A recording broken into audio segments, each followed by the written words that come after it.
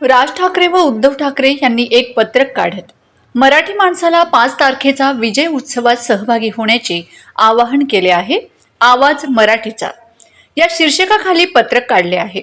पत्रकात पुढे मराठी मातांनो, भगिनींनो आणि बांधवांनो, सरकारला नमवलं का? तर हो, नमवलं. कोणी नमवलं? तर ते तुम्ही मराठी जनांनी नमवलं.